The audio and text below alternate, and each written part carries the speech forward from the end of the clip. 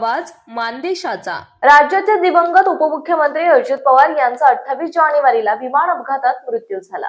या घटनेनंतर हा अपघात की घात असा प्रश्न उपस्थित केला जातो। राष्ट्रवादी काँग्रेस शरद पवार पक्षाचे आमदार रोहित पवार यांनी सातत्याने अजित पवार यांच्या विमान अपघाताबाबत विविध शंका उपस्थित करत चौकशी करून कारवाई करण्याची मागणी केली आहे। तर दुसरीकडे राष्ट्रवादीचे आमदार अमोल मिटकरींनीही याबाबत वेळोवेळी अनेक प्रश्न विचारत आपली भूमिका जाहीर केली। आजही मिटकरी यांनी पत्रकारांशी संवाद साधताना पिंकी माळी, व्हीके सिंग आणि सीबीआय चौकशीच्या मुद्द्यावरून अनेक सवाल उपस्थित केले। व्हीके सिंगला वाचवण्याचा प्रयत्न होतो। सुमित कपूर हा कॅप्टन जिवंत आहे की मेला हे बघा, व्हीके सिंगला वाचवण्याचा प्रयत्न होतोय। व्हीके सिंग स्वतःचं मरण त्या सुमित कपूरवर लोटतोय। सुमित कपूर हा कॅप्टन जिवंत आहे की मेला याबद्दल सुद्धा संभ्रम आहे, कारण आमच्या कानावर हे आलंय की तो कॅलिफोर्नियात मुलीसोबत आहे म्हणून। मग तो मेला नसेल तर तो जिवंत असेल तर लपून ठेवलाय का? आणि आता अशा पद्धतीनं जर तो व्हीके सिंग म्हणत असेल, मुळामध्ये चूकच व्हीके सिंगची आहे ना। व्हीके सिंगनी उत्तर द्यावं।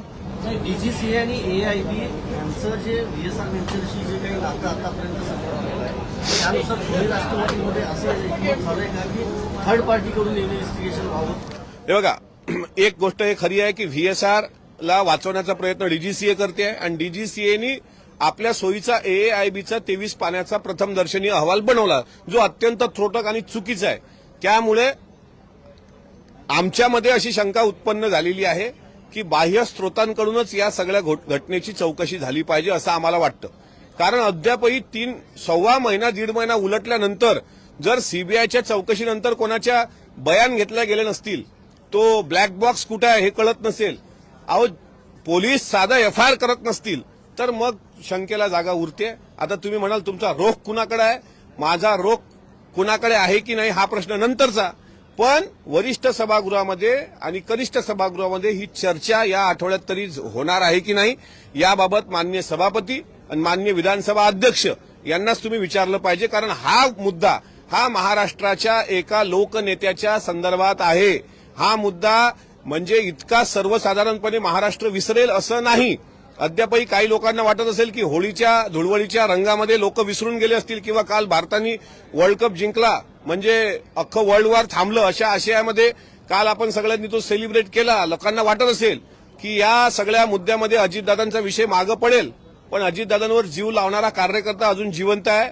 हा विषय आम्ही कुठल्याही परिस्थितीत मागे पडू देणार नाही।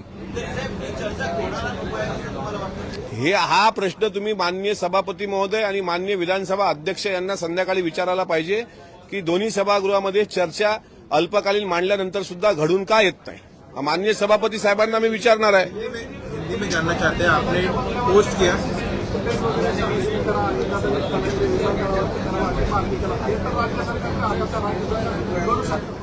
मग तेच ना, सीबीआय चौकशी जर राज्य सरकारने लावली तर त्या सीबीआय चौकशीमध्ये देवगिरीवरचं फुटेज काय येत नाही। पहिलं तर तिथे काय पाहिजे की दादा घरून किती वाजता निघाले, त्यांच्यासोबत किती लोक होती। डीजीसीएनी 6 लोकांचा आकडा दिला, विमानात 5 बसली की 6 बसली। आपल्या जिल्ह्यातील तालुक्यातील लेटेस्ट बातम्या पाहण्यासाठी आजच मान चौफेर न्यूज चॅनलला YouTube वर सबस्क्राईब करा आणि बेल आयकॉन प्रेस करा।